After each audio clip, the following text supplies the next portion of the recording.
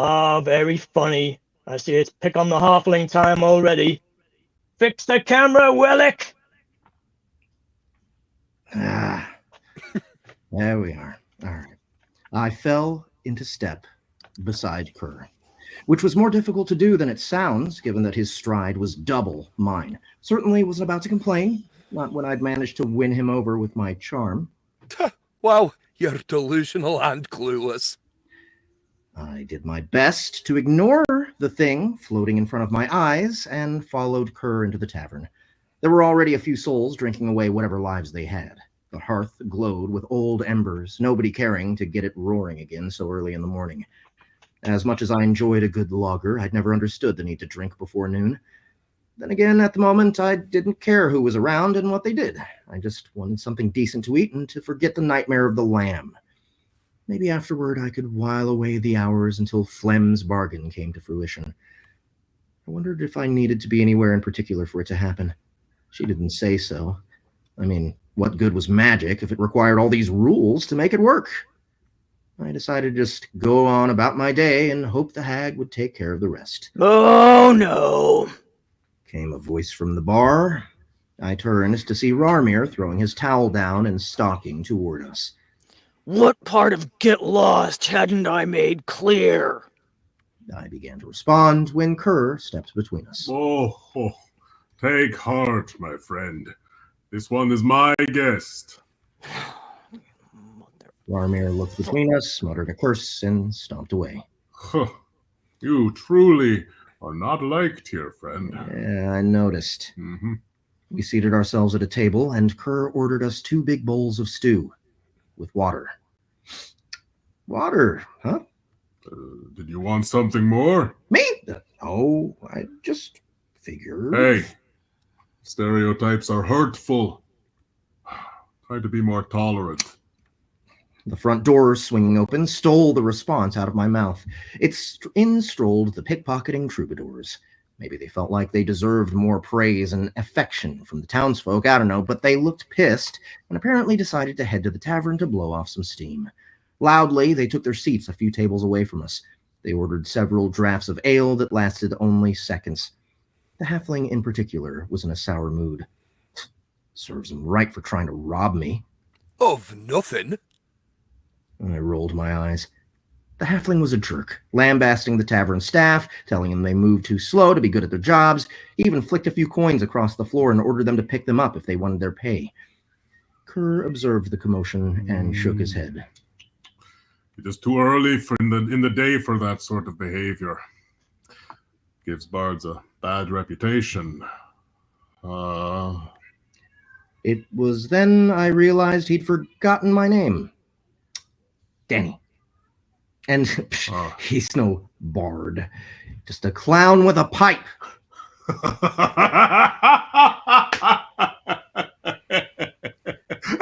clown with a pipe! Oh, fine joke, friend. He turned toward the halfling and then back to me. Oh, your assessment is accurate. He does resemble a clown. Red hair and all. The halfling heard all of this and scowled. My stomach lurched. The screen flashed. Oh, crap. New objective. Convince the halfling that you didn't insult him. Between us, he definitely looks like a clown. The halfling made a show of downing the rest of his ale, then hopped off his seat and stormed toward us. Kerr ignored him until he was only 3 feet away. Name, Garvis Whittleman. Occupation, thief. Race, halfling male. Special abilities, sneaky, quick with his hands, can conceal weapons, has a vicious knee strike. Weapons, unknown. Mysterious. So I was right. He isn't a bard. Want a cookie? Does that count as a meal? You'll spoil your appetite. What did you just say? The halfling, Garvis, demanded, pulling me back to the present. Kerr took a small sip of his water, smacked his lips, and said, Well met. The halfling's face scrunched up like tinfoil. What did you just say when you were laughing? It was not I who said it. It was my friend here. He suggested you resembled a clown with a pipe. Clever. You have the nerve to call me a clown? You look like you slept in a barn. He did. He did, in fact, do that very thing. Look at the straw still in his hair. Thanks, Kerr. As small as Garvis was, he looked angry enough to battle 10 men. Plus, he happened to be built like a small barrel. I said it was amazing how fast you put that ale down. My friend here must have misunderstood. Not bad. Not bad at all. Not good either, but not bad. Garvis looked somewhat placated by the lie. The screen started to flash again, then curiously disappeared. Kerr nearly spat out his water as if I'd retold the joke again. No, your memory fails you, friend. I clearly recall you saying he favored the appearance of a clown with a pipe. I found it an entertaining observation. I think he means your instrument. Objective failed. You have gained an enemy. A small one, sure, but he's feisty. Objective updated. Defeat the halfling. Defeat what? I stared at Kerr, baffled. He seemed determined to get me killed. Garvis growled and pulled a dagger from his boot. Kerr caught his wrist immediately. Oh, thank God. No weapons. There will be no need for bloodshed here. The proprietors of this fine establishment are decent folk. If you have any issue with my friend, then it will be settled with fists. Huh? Garvis gawked at Kerr's massive hand. Kerr could have lifted him like a feather, and the halfling knew it. All right. He nodded. That seems fair. I don't think... Dandy. Garvis released the dagger, which Kerr caught with his other hand. It may as well have been a sewing needle resting in his oversized palm. The halfling pulled his arm back and rubbed his wrist, then pointed at me. So I'm a joke to you? Is that it? You think you're better because you're tall, Wellick? No,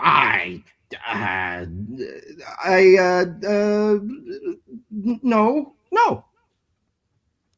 Well, let's see if you change your mind when I got done stomping your brains out. I held up my hands, palms out. There's no need for this. I apologize for insulting you. No. Garvis shook his head rather violently, his curly red mop waggling. What's said is said. I can't let you insult me in front of my friends over there. I looked beyond him at the bar where his dwarf and Wellick companions barely paid attention to the altercation, as if this were a common occurrence. I'm not much of a fighter. Then you better learn fast. Garvis got Kerr's attention. If he don't fight, I get to stab him to death.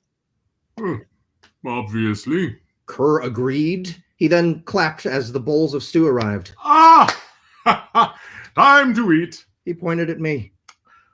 You had better take care of this business if you want that meal I promised. Otherwise, I'll be forced to eat yours. I hate this place. Woo. And scene. Scene done. You're right. I thought you were about to walk away to me getting kicked in the testicles, so thank you for that. Yeah, good. Yeah, I think it's that's a little too rated R for this show. So we spared everyone. Wow, impressive. Yeah. I don't think we had a line. You learned something new. You finally found ball pain. Ball pain is just too traumatic.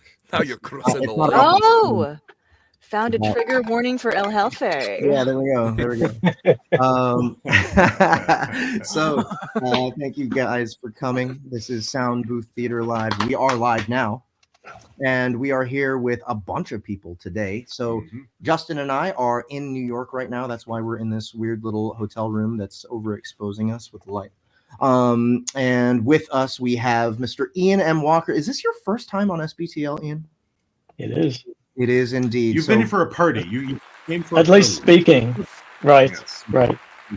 But for those of you who don't know, Ian Walker plays Garvis in the audiobook that we were just performing from, An Unexpected Hero.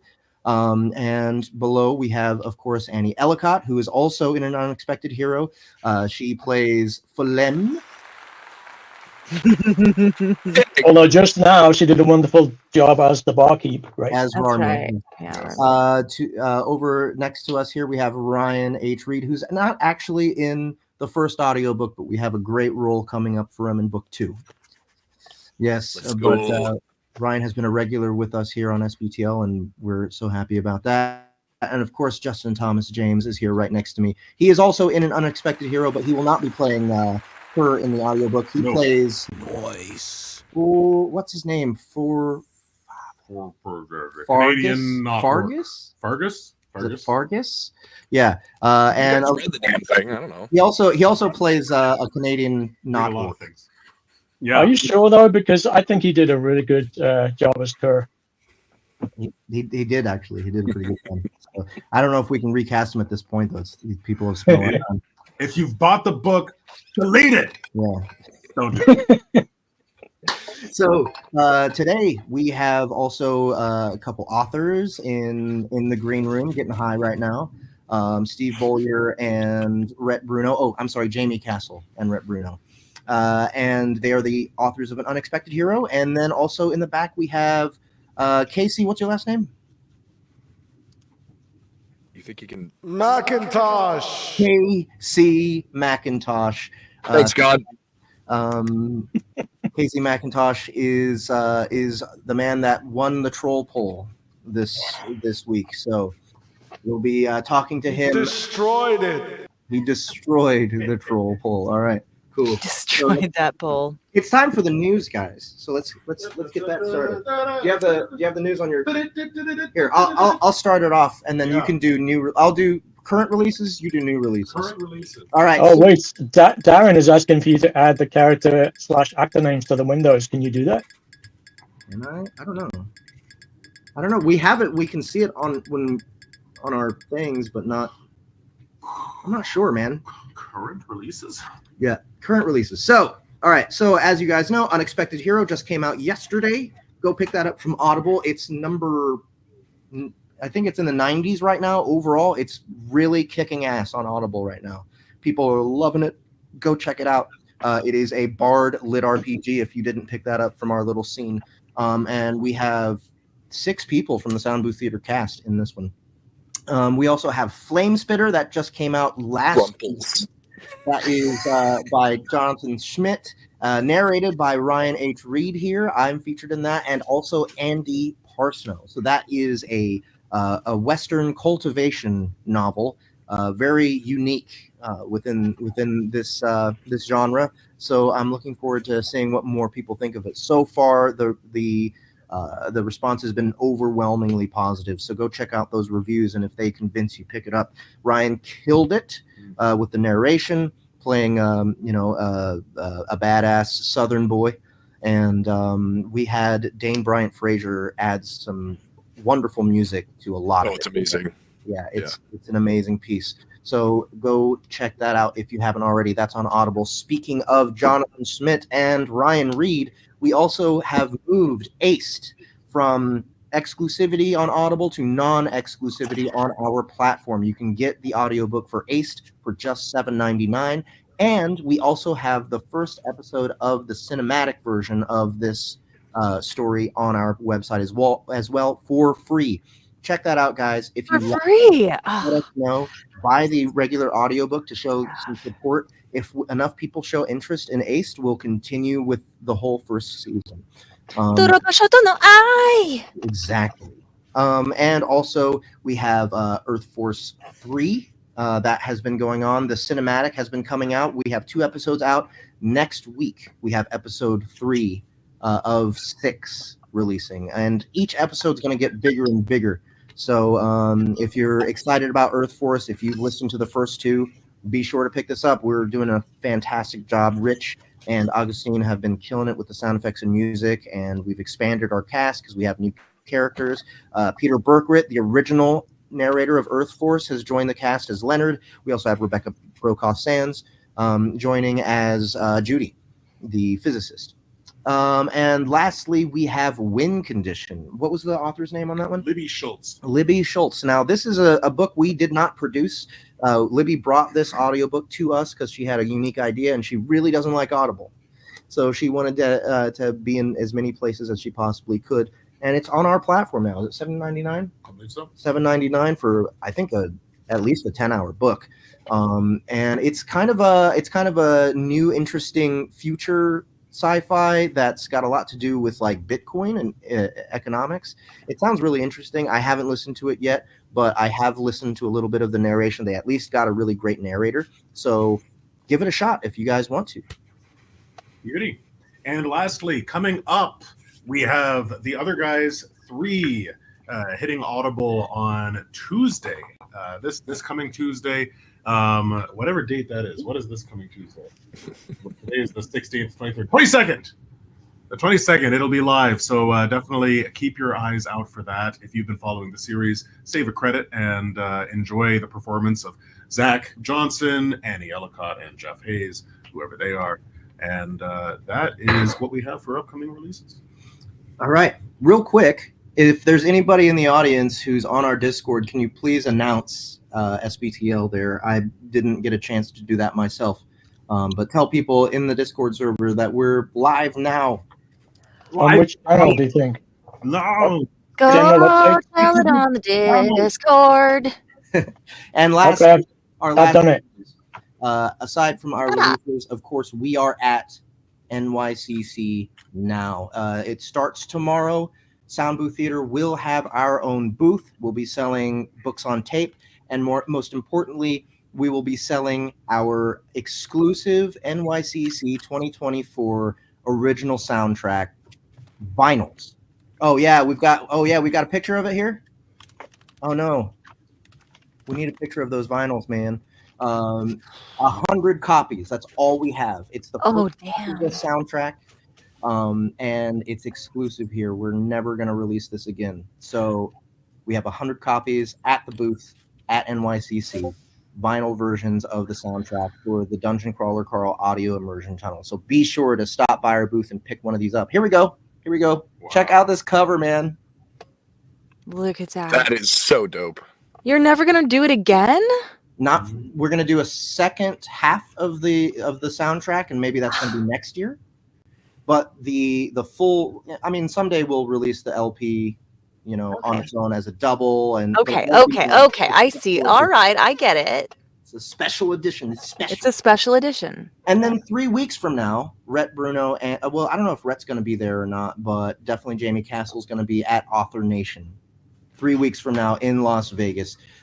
This is a new people have taken over the 20 Books to 50K Vegas conference, and we're going to be putting on a show there. We're going to be doing a live show, about a variety show about 2 hours long on the Tuesday night of the event. Don't miss it, guys. It's going to be a lot of fun. All right. I think that's it. That's all of our news. News is done. Now Here's a news flash. I'm bleeding for this show. I really did accidentally stab myself with my prop dagger. Now we're getting banned. No violence on YouTube, Ian. Yeah. Method acting. Yep. All right. Well, we're ready for our author guests. So let's bring them on out of the green room. And yeah. Where they at? Here we go. Mr. Jaime Castle, Mr. Rhett, Bruno here on SBTL. Welcome, guys. Thanks for coming. Yeah, welcome, gents. Hey, guys. All right. So, I am going to be at Author Nation, by the way. Okay, good. Awesome. Yes. All right. So the whole crew's going to be there. You want me to call you Steve or Jaime right now? I literally couldn't care less. I am one and the same person. Okay, you have a snake in your hair. I do. What is this? There's a snake. There's a snake in your hat. Yeah. He's got bigger fish to fry than what name you want to call him. He got tangled in my headset, and Hey, Medusa. he's just gonna chill there. That's fine. Whatever. Now you've got 3 names. That is Salazar. His name is Salazar. Salazar. Yeah. Oh, cool. Yeah, that's a cool. Well, fellas, whatever we're calling you, thank you for giving us this world to play in. I know I don't know what the protocol here is, but Garvis, it's fucking amazing. Like so good. Every single time I hear you, I smile, and thank you for doing such a wonderful job with that character, man. Y'all did great, but Garvis is the star. That's You're convincing him to write a spin-off, which listen. always You did happens that. with him. You did that stupid epilogue thing, and I went shit. Now we need to write a short story. Man, A you don't know. short story. Yeah, I got it. I told him those are. I said them's fighting words. But fellas, thank you so much, Steve. You don't know what that means to me. Because I started this a while ago after a long career in corporate IT, but then some real life, and it really excited me because I was doing something creative and putting something out into the world, which I'd never done before, and then some real life happened, and it really knocked my confidence out the window. And then also there was renovations going on downstairs by my toxic landlord, and so I couldn't get into the booth, and then I was too afraid to get in the booth. And Jeff, who's a friend and also was a roommate for a while, he pushed me, and him and my sister, they managed to get me back in the booth. And you saying that now, I'm British, so I'm not supposed to be emotional, so I'm really trying not to be emotional right now, but thank you so much. Thank you. That's awesome. While I'm passing out compliments, Annie, I don't know if this was you or Jeff that I can't say it because it's a spoiler, but the way that you introduce phlegm is so. I was waiting to hear how that was going to be done, and like it was so amazing. Great work, great job. She's an amazing woman. Our listeners, there's a small contingent of them that knocks stars off of our performance because we will like make eating sounds for our characters. Dude, Mimic suffered from that one a lot. So, Mimic, I like- was like, ew. Annie is single-handedly gonna lose us like 20 stars just for that scene. It is horrible. Disgusting. I couldn't be happier. And so I actually do have that. There's a disease, right? Like I'm not going to make believe I have some like impairment, but there is that disease that you can't stand sounds. Chewing. Yeah. Yep. I've gotten into fights with my wife. I have finally gotten to a point where like I just have to put music on or something so I'm not a complete asshole. And unfortunately, my son has picked up on it. So, like, when I was listening to it, I'm like, this is the worst thing ever, but I love it. Yeah. So, all right, Steve and Rhett, tell us the origin of Unexpected Hero. Like, where did the idea come from?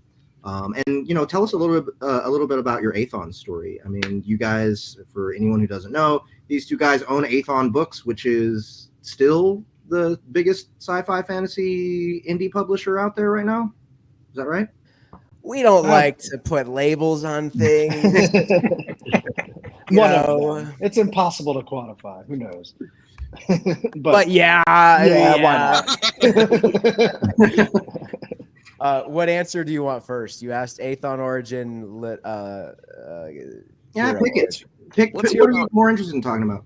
All right. I mean, we're talking about the loot here, so listen. We still call it the loot, okay? The loot. So that's sort of the origin, right? Is we were like, we should write a lit RPG like 3 years ago, and like our only semblance of an idea was let's write about a bard who gets a loot that's like semi-intelligent. that was kind of it. Yeah, I think the loot was originally supposed to be more of the Screeny character. Yeah. And then Screeny was developed, but like the scene that I had like that sparked it for me was where the lute gives away sort of, it's like a soundtrack to his life.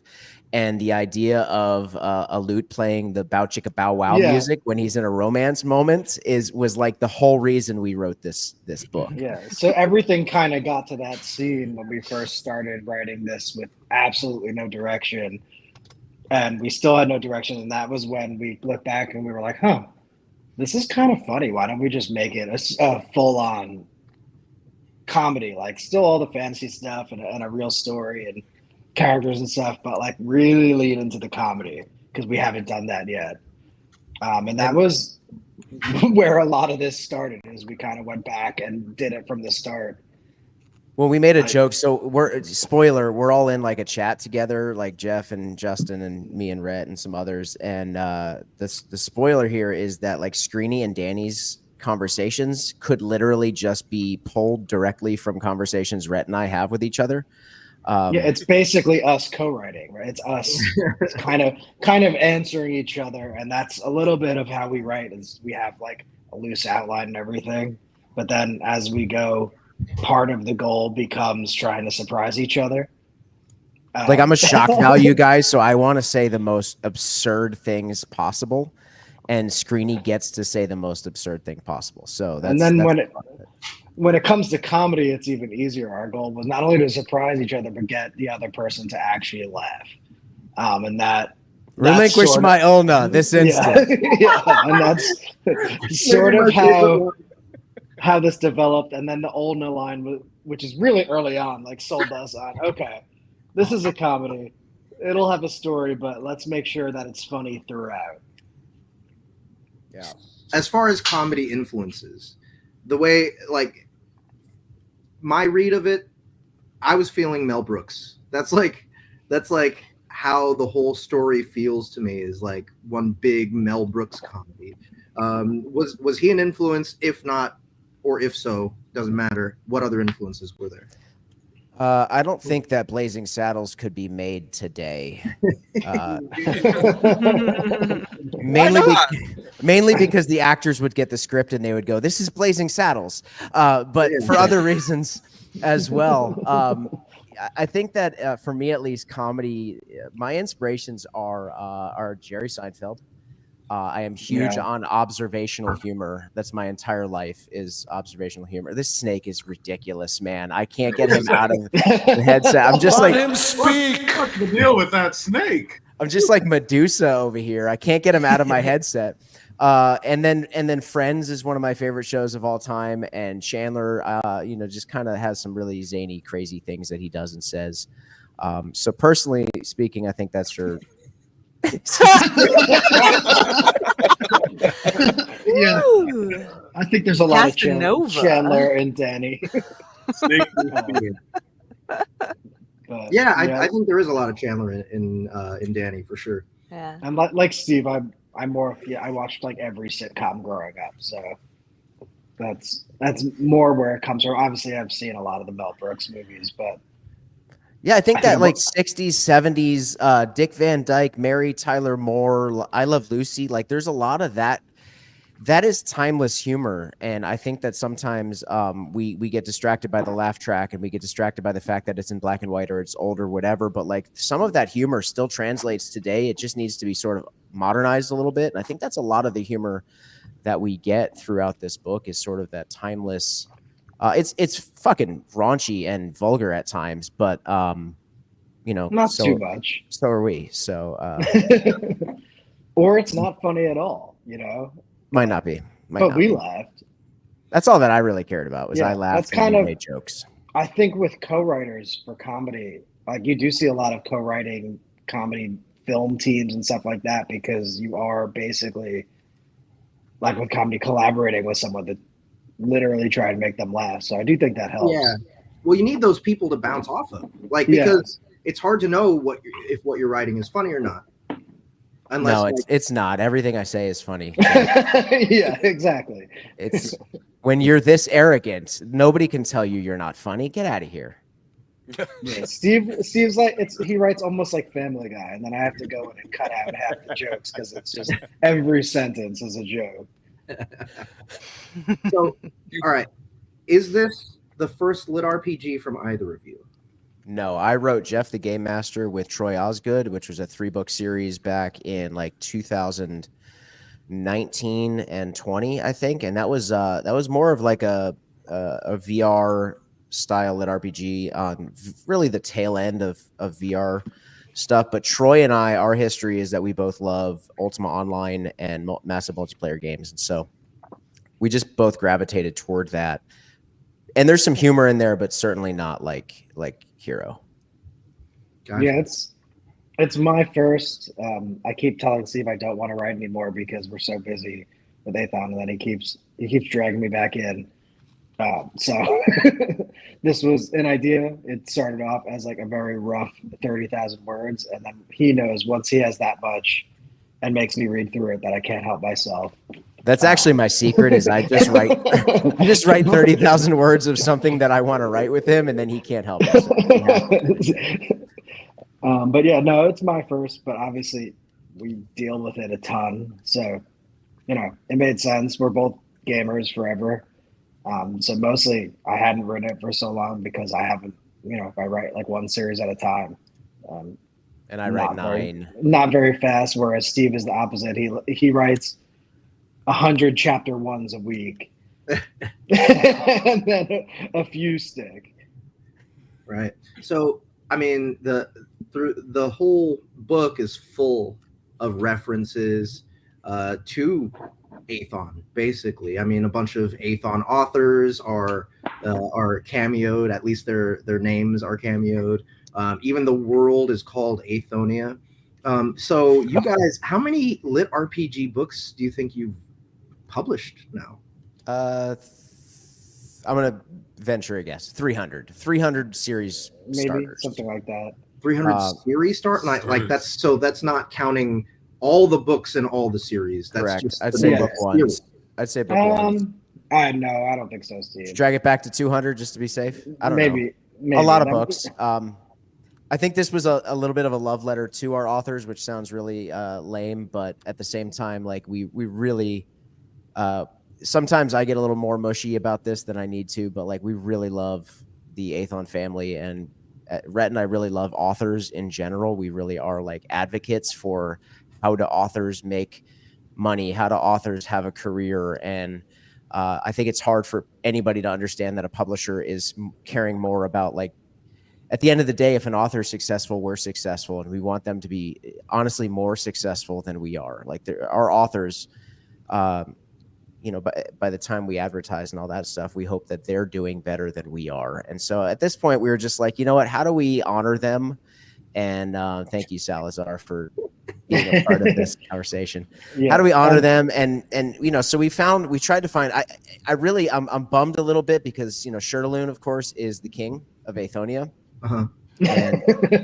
And that actually makes it very, very difficult going forward because I just wrote a line where we called Shirtaloon a melomaniacal prick, and I don't know how people are going to understand the difference between this is a character / what we think of Shirtaloon, because we don't think that of Shirtaloon, but it's necessary for the story. I got an easy solution, man. Yes, we cameo him as the king in the audio. Ooh. That'd be something. That'd be else, really man. cool. All right, that's a good idea to mark down. And also to any authors who didn't get a reference in book 1, there were a couple criteria. You had to have a name that sounds strange and fantasy-like, and doesn't have like numbers in it and shit. But we are trying. We'll try to fit more people in. King Leech Slayer 331. Yeah. _5. You know who you are out there with your weird author name that has numbers and all sorts of characters in it. It's like an AOL chat room, 1994. Yeah. What are you doing? That wouldn't have fit, but I know, we're finding room. I know Steve just added Captain Valerios to book 2. I did just because I know Jeff can do Valerios' voice perfectly. So. That's right. Yeah, I demonstrated that. And Dragon Con, he did a No. All right, Greek accent. Yeah. I was talking to Valerios today. He's like, he didn't just do a Greek accent; he did my voice. Yeah, it was super great. Freaky. So there'll be more in there, and I do think getting some of them to voice their characters would be really funny. That's a good idea. I'm down, especially with Shirt. Yeah, he's the king, so he'll only have like 3 lines. Just wanting to make sure that we people could try. don't think that it's almost like when you write yourself, we don't want people to think that we are our characters, and we also don't want to think that the things we are saying about our authors are things that, but like that's the damage that we did there with choosing names flippantly, I guess. Yeah. Maybe there's like a disclaimer at the end where Shirtaloon like comes on and says like after the credits like no Shirtaloons. Be like, good eye, mate. Harm during the recording. Good eye. None of the shirts in the bush were destroyed. Yeah. That's a good idea. Yeah. Is that the saying down under? I don't know. I spent a month there. They have the weirdest freaking. They're just strange folks that I love. Says the guy with the snake on his head. Wearing a snake as hair. I'm in Texas here. Snakes, guns, and bitches. I don't know, something like that.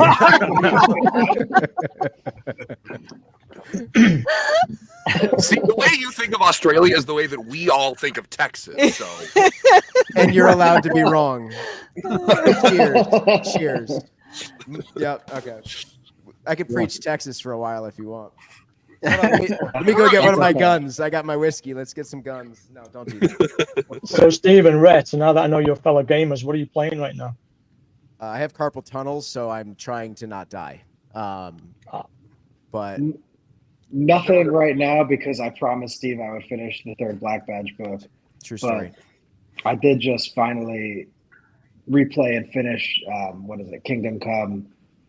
Because they announced the second one, and I remember I played it halfway, and you said "come," and then just never finished it. I don't know why. He said "dumb come." You said finished. He said "dumb come." And this is the kind of comedy that you get. Well, this book of yours, it made me do something I haven't done in a long time. Get your minds out of the gutters. Pay full price for a Steam game. I had Baldur's Gate 3 in my queue for a while, and for years now, what the hell's happening with my camera? Focus is going weird.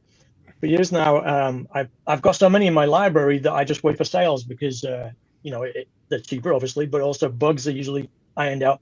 But reading this story made me want to be in the fantasy world again, and so I bumped it up the queue and bought it at full price. So I'm sorry that we got you to pay that much. No, it's great. I'm loving it. See, when Rhett wants to get into the fantasy world, he goes to brazzers.com. Brazzers. Okay.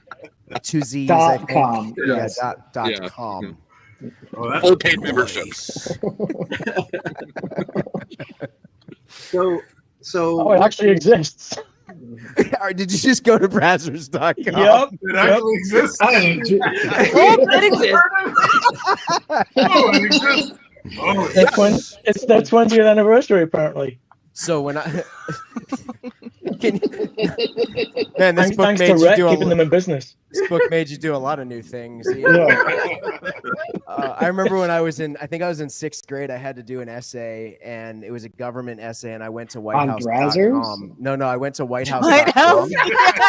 Yes. And didn't know that it was porn. It's whitehouse.org or gov or something like Whitehouse.gov is the actual White House, right? But man, somebody knew what did you think you were going to find research-wise on whitehouse.com? I was in 6th grade. Everybody, shit about the government. Sorry, Thank you, Andy. Mongo's appalled apparently, so we better watch it. No Moo Master says Mongo's appalled. Oh. Are we still on brazzers.com? I think I need to email them and make sure that I get any royalties from this hour of this show. Oh yeah. Well, you've got at least one. Yeah. Reference fee. Whatever. Right. The ROA is already good.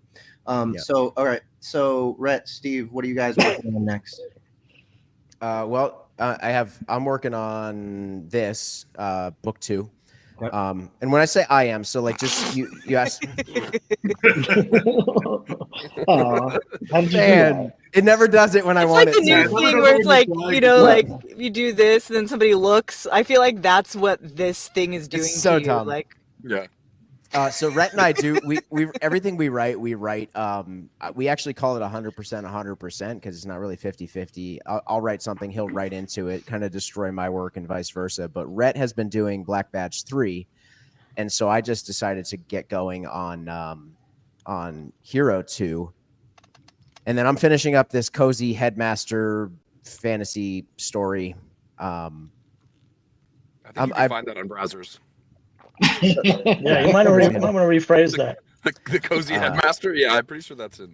I'm pretty sure that's in browsers. Are you the headmaster? I'll never tell. Yeah, didn't you say Steve's nickname is Red Ink because he red inks everything you write? I think we both red ink the shit out of each other all day long. Yeah, We that's just the fun part. I don't even think we track changes most of the time. It's what's the most fun part about that is when I'm listening through, I will text Rhett a line that's funny, and then I'm like, I don't know who wrote this, but it's hilarious. Mhm. And I genuinely don't know. Other than the Olna line, I know the Olna was me. I don't know who wrote some of this stuff. I just know that it's funny.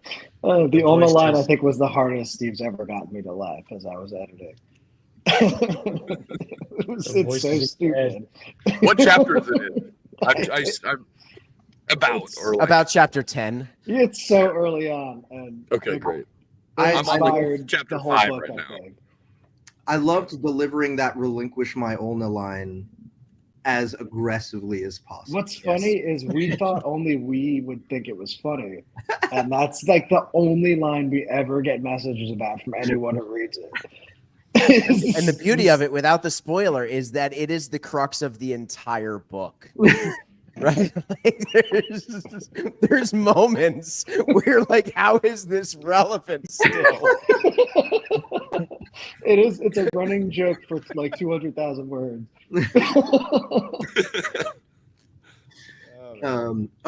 Actually, real quick, I want to know more about Black Badge. Can you tell people more about Black Badge? Because also the graphic novel is in the world. No. I didn't do What? that. Now I gotta that was rude. So so Black Badge, interestingly, this is a great opportunity to tell at least the 4 people that are watching us right now. I don't know how many. 132. Okay, Oh, fine. wow. Okay. A little more than 4, whatever. A little more. So we actually got the rights back. We got the rights back for the ebook. Yeah, whatever, dork.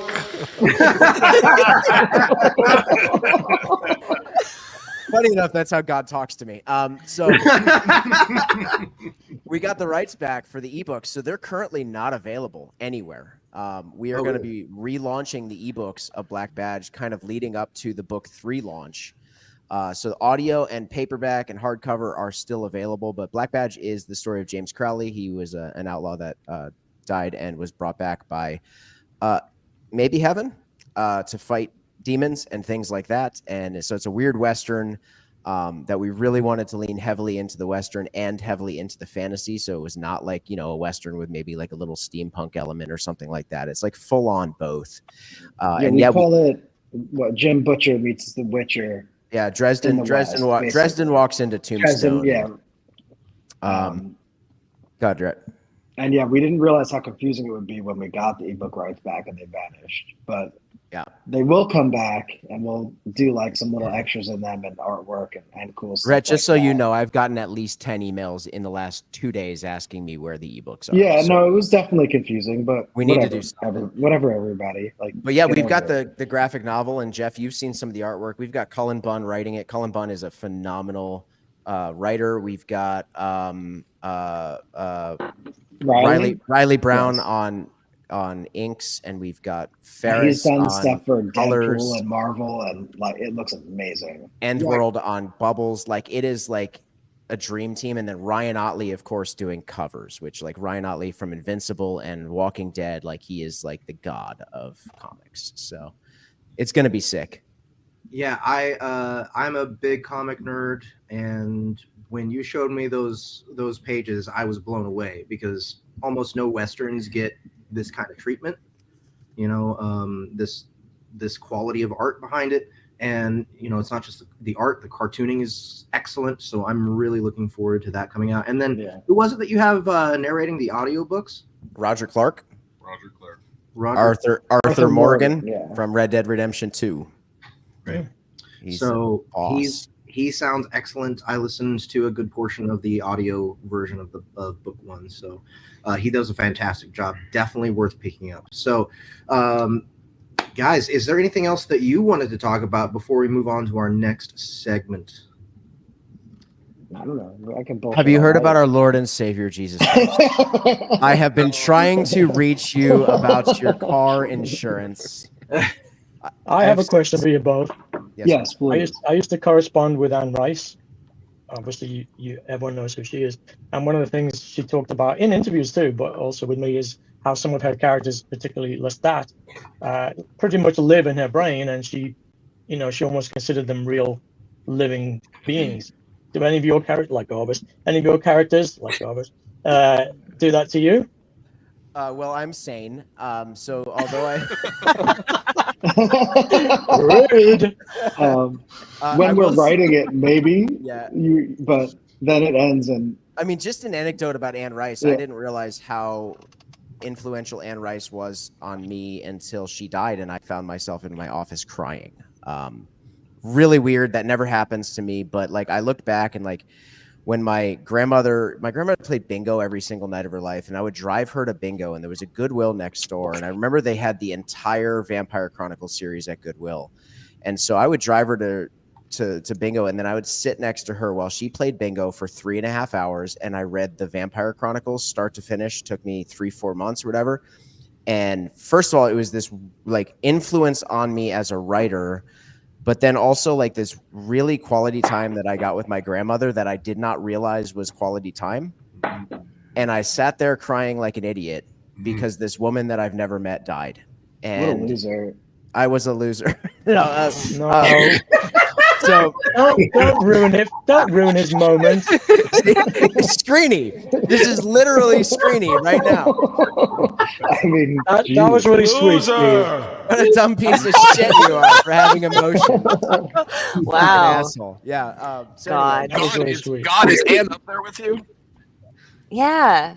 So Anne actually became a Christian. Nope. Yeah. Why? She's in hell. Wild. With Memnock. I could tell you her whole story, but we'll leave it alone. Yeah. That's why really sweet. Anne Rice was great. That's why we're here to talk about Anne Rice. Yeah. Yeah. Bill Underbridge says, "God, don't punch down." Garvis lives in my head. Is that what you want to hear? Yeah, Garvis lives in my brain. Some of the characters don't live in our head. Yes. They are us in this case. They are us. Yeah, that's what I wanted to hear. They're all our different personalities split apart. Your dog just. Why did I even say anything? I should have waited for you to take a sip. Your dog just licked. Oh, I don't care. She licks my face all day. Okay. Oh, I'm glad you said face. Gross. So glad you said face. Yeah, he's like, I keep a jar of peanut butter under my desk. Don't be Gotta be jealous. sassy. Don't be Wow. jealous of how cute she is. Oh, buddy. that white mustache. Buddy. And then the other one. Oh. Yeah, there's two, not just one. Not bothered that one. Oh. And here comes mine. Hey, Bailey. Well, guys, we need to move on to our next segment. You guys have a shot to cheers us with. No. There you go. Yeah, that's a thing. No, I just have water. I have throat coat tea. Cheers. Yeah. Damn. I just want to get a thumbs up. All right. Well, It only does it when it feels like it. I It know, only it does it when doesn't you make- don't want it to do it. It's so weird. Boo. It's so consistent. It does it when you don't want it to do it, and it doesn't Yeah. do it when you want it to do it. I've had it happen at How really did you do awkward that? times in conversations. Yeah, like Steve's like, I'm sorry, but you're fired. Right, because like you like it gets tense and you like cross your arms and you're like, ugh, and it's like, There's my roommate's doggy coming to say hello. oh hi, buddy. Doesn't she look Oh, like look at you. a female version of Tramp from Lady and the Tramp? Yes, It's she Benji. does. Definitely. That's a If her very name is not British Garvis by looking the end dog. of this, I Oh, look quit. at you. She's a tail wheel. Is it a tail wheel? Yep. Sorry, guys. Yep. That's my roommate's doggy. All right, guys. Right. Well, get the fuck off of our stream. Yeah, love We you. love you. Go on, get. And we're gonna Get get off our on to lawn. some Wow. I didn't need telling twice. yeah, we're gonna do our troll poll now. Troll poll. Troll. Okay, where do I find it? Where is it? It'll be on the screen. Okay. We need to bring in Mr. Casey McIntosh. McIntosh. Casey McIntosh. Whoa, look at this cover. It is a beautiful cover. This is like Whoa. classic. This is super classic. This is what Casey He has to unmute himself though. Casey, welcome to the show. Hi. Sorry. Who did this cover? I had that done on Fiverr. What? from What? What? Saudi Arabia, I think. So, I mean, she That did is an so excellent dope. job. I went through a couple before we found that, but yeah, I was. Wow. Can you let us know who this was? Can you share Yeah. that? Yeah, I can send somebody a link after. Oh, hell yeah. Yeah, she did awesome. I think her name is Anastasia or something like that. Please tell me you paid more than $5 though. I paid more than $5 for that. Good. Yeah. Good. Significantly more. Good. Yeah. Yeah, that looks It's not awesome. AI. That's what you're So tell us a little bit about the story, Casey, and we will hopefully not destroy it too much. Oh no, I've been listening to some of your guys' stuff. It is freaking phenomenal. So yeah, the story idea basically came to me from the concept of the Lord of the Rings, and in Lord of the Rings, the wizards, they're Mayar, right? Oh, we lost you, Oh. What happened? We can't hear you. Casey. Your audio Your audio is broken. trolling you. Oh. But hopefully you can hear us. Just Cause says it's Yeah. amazing. Oh, really? Just Cause. Very nice. You've read it, Just Cause. I don't know what happened to KC's mic, but it is given heck. Casey, you might want to leave and come back. Let's try that out. Yeah. Okay. While he's away, While Steve texted me and said, "What? There's a loot on the cover. Kill him." So I guess we have to kill Oh. Casey.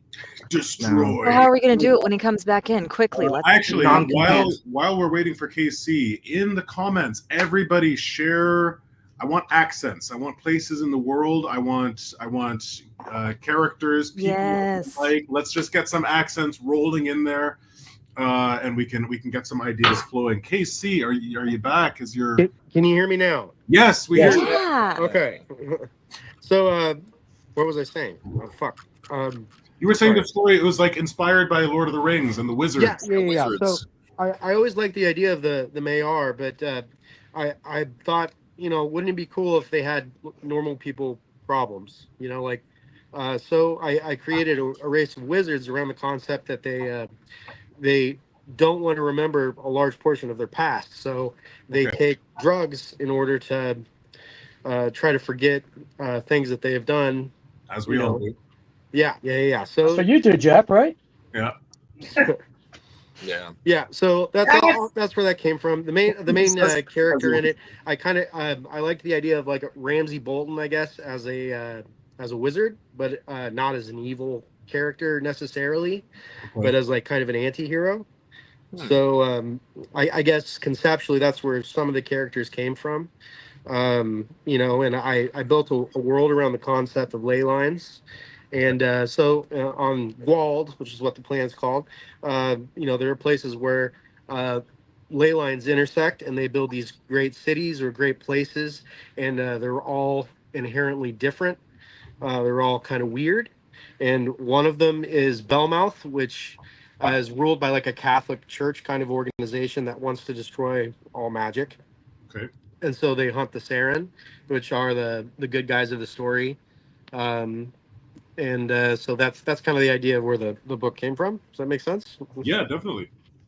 Cool. That's a cool concept, and I like the. I read a little bit into it, and it seems like a great fantasy vibe, kind of an ominous start here. So I'm excited. You guys ready to jump in? Yes. Okay. I am excited.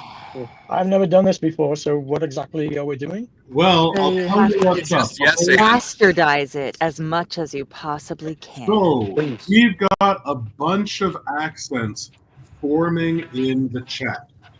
But what I want us to do, I want each of us to have 2 accents. We're each going to have 2 accents, okay?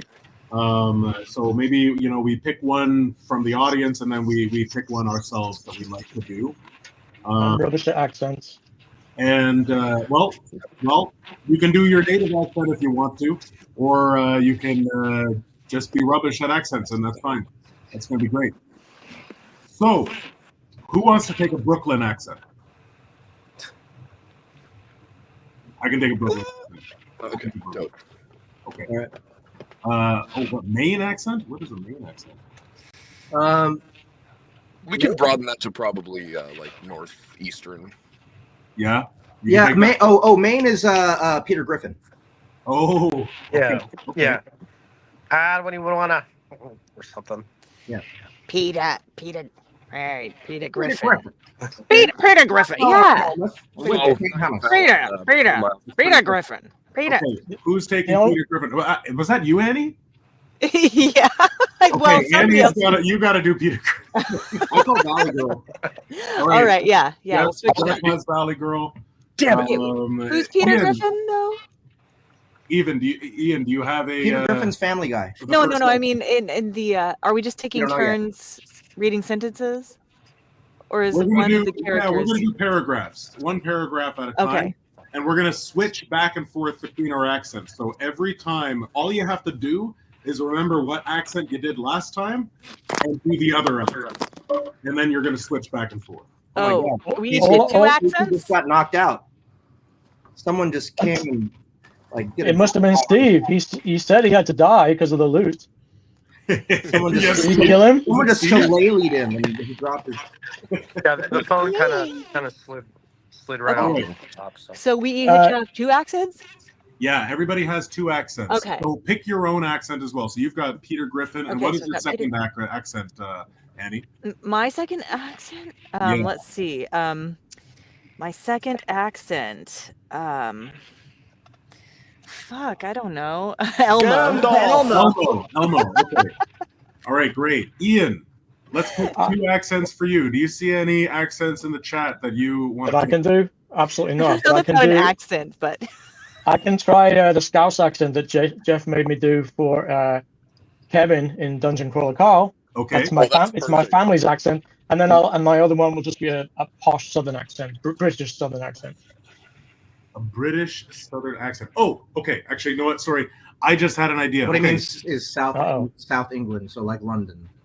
Yeah. So instead of switching back and forth, we're going to have a narrator accent and a dialogue accent. There we go. Okay? How does that sound? So And then- whenever you're doing dialogue, you're doing your second accent. Whenever you're doing Okay, got it. Okay? Got it. Ian, you're Scouse and then Southern as well. Yep. Got that right? Okay. Ryan, what do you got? God said Gandalf earlier, so I'll try my hand at a Gandalf. Y'all can rate me on that one. Okay. Gandalf for what you do, narration or dialogue? Narration, I guess. Okay.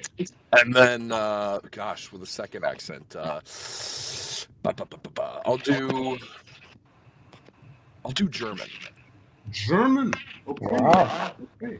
All right. So I got Valley Girl. I'll do that for character. Okay. Or no. I'll do that for narration. Narration. Has anyone claimed Italian yet? No. Nope. I'll do Italian for characters. Italian. Awesome. Okay. And then lastly, oh my goodness. Okay, I'll do Canadian for my second accent. Wait, there's Quebecy. Oh, Quebecy. Oh yeah. Okay. Yes, please. I'll do that as a dialogue. They'll do that there. So, okay, everybody's got their accents. Yes. I'm switching my German to Russian, by the way, but sure. German to Russian, okay. Yep. Let us begin. The Silent Hand, Book 1 of the Veins of Power. And the order is going to be Ryan, then Jeff, then me, then Annie, then Ian, and then we'll repeat, okay? And it's one paragraph. If you've got a line that's just like dialogue and a bit, that's your paragraph, okay? All right. Got it? Mm-hmm. So, night fell on Belmoth, and with it came hunters. The Templars crept silently between houses and shanties, their armor wet and gleaming under lamp-lit windows. Oh my gosh. The voices of the common folk carried to them as they passed, but none knew that the Silent Hand was lurking in shadow and darkness. They slipped through the city like death, closing in on their prey. It's like Ian's in the room. So, like, only one man knew they would be in the rolling hills tonight. He had come to them hours earlier to tell them a dark wizard had infested his home. Then, like, the Templar at first hadn't believed him. This man was like a notorious drunken liar whose words were like cheaply purchased and as easily dismissed. None of that mattered the moment he told them the wizard's name. At the stroke of midnight, they reached their destination. The walls of the city were well behind them, and now a smattering of farmsteads were barely visible. A white fog concealed the horizon like low-hanging ghosts. And only one hovel stood truly visible. A white fog concealed... Oh, wait, I said that already. In the shadowed hills. Hold on, I gotta wait for my screen to turn back on. Okay, I gotta warm up. Okay, a high slanted chimney blew phantom shafts of smoke over damaged red tile roof. A tattered log fence jutted awkwardly at its feet, and posts lay where no one had bothered to repair them. Weeds grew in soil that should have been tilled for crops, but lay barren. The property stood only as evidence of the lazy incompetence of its owner. The captain stopped on a ridge just above the house, and the other Templars flanked behind him, their faces concealed by their spiked helmets. They waited. All right, Ryan. He's not coming. One said, his voice is icy as the storm wind.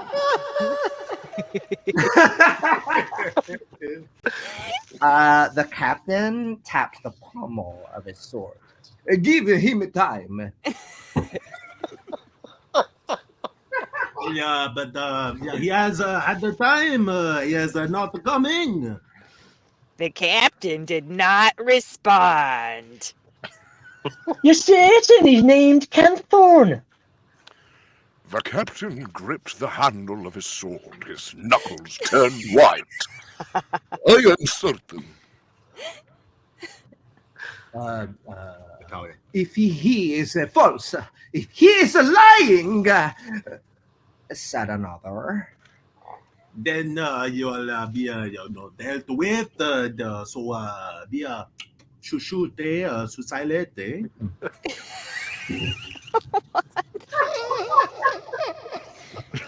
They watched down the hill, and for a time, only the rain spoke. Finally, a man snuck from the house with a blanket over his head. He ran into the storm, slipping several times in the mud as he made his way to where they stood. He pulled back the blanket, smiling nervously. Droplets splattered on his balding head. Where is the Onyx? Asked the captain. Well, that depends. Where is the bloody coin? Said the man. So then, like, the captain clenched his teeth. He reached down to his belt and snatched a leather purse. He shook it so that like the coins they like clanked in his fingers, and then he dropped it. Altrix didn't hesitate to pick up the satchel from the wet clay. He united the drawstring with the muddy fingers and spilled silver coins into his open palm. He glanced over them. I don't know why I'm going a bit British somehow, weirdly. Counting under his breath and smiled. He's inside, he said finally. He's having his way with my widows and sleeping in my bed. He's bewitched my poor mother, the scum. Just be careful with my mother. She's old, older than the petrified horse shit. She's all I got.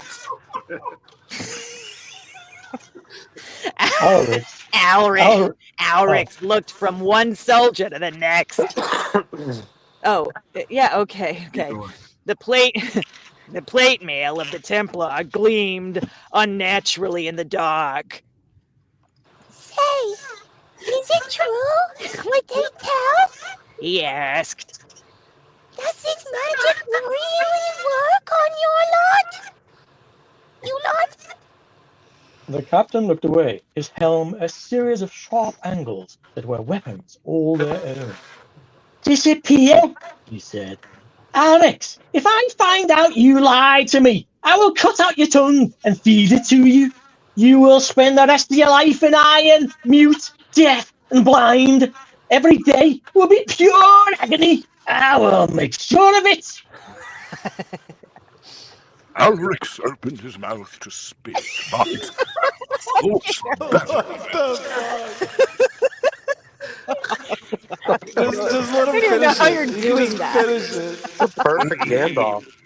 He nodded and put the coins back in his purse and disappeared into the night, taking the old steps to the city. He will piece away the coin on the women and the drink. Said one. It will all be gone by the morn. The captain unsheathed his sword. It sang in his hand. I don't know. You will get his punishment soon enough. Tonight we have a great fray, eh? He strode down the hill, and the Templar followed. Yo, you are like so close to a Will Smith in this one. It's not even funny. That was like, get my wife's name out your mouth.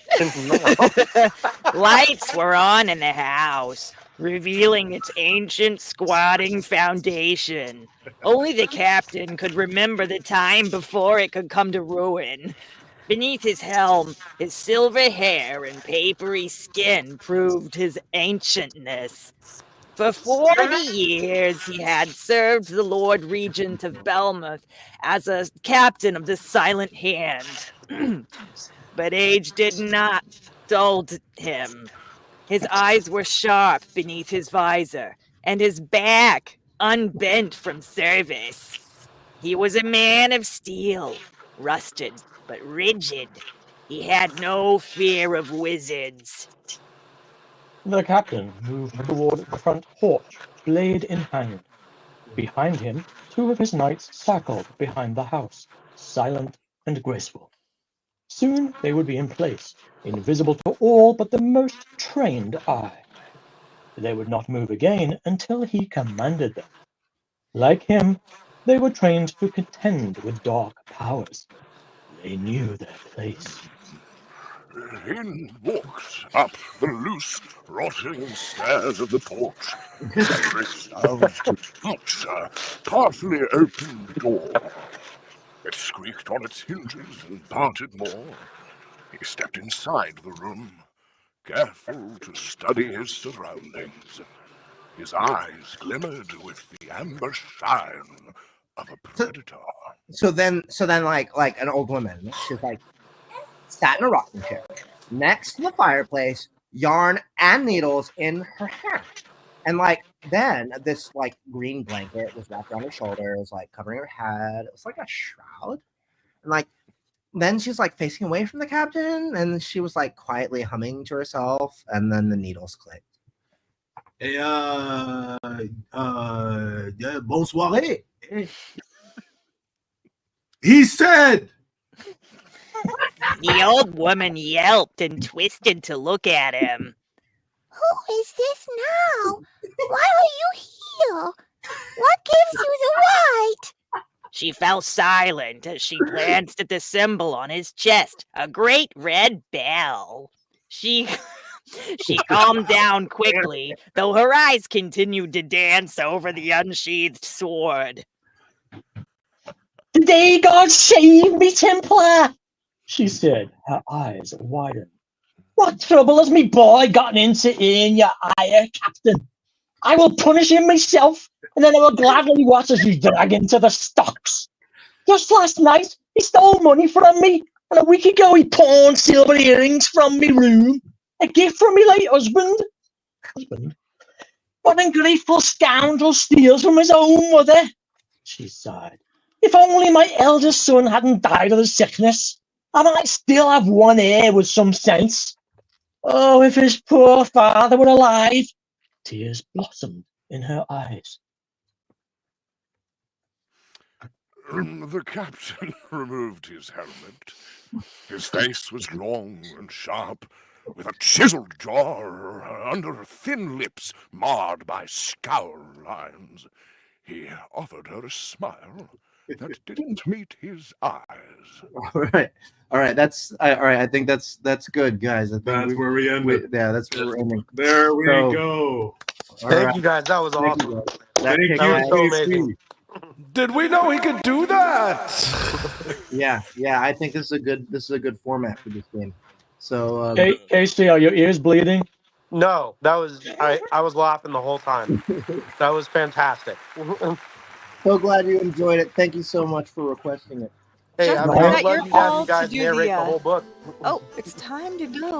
Oh, We're getting music Goodbye, out of here. everybody. So, Casey, thank you so much for requesting. Be sure to request again, and get your legion of followers out to vote on it, and we'll do it again. That cover is badass. It is. Where can people find this book, Casey?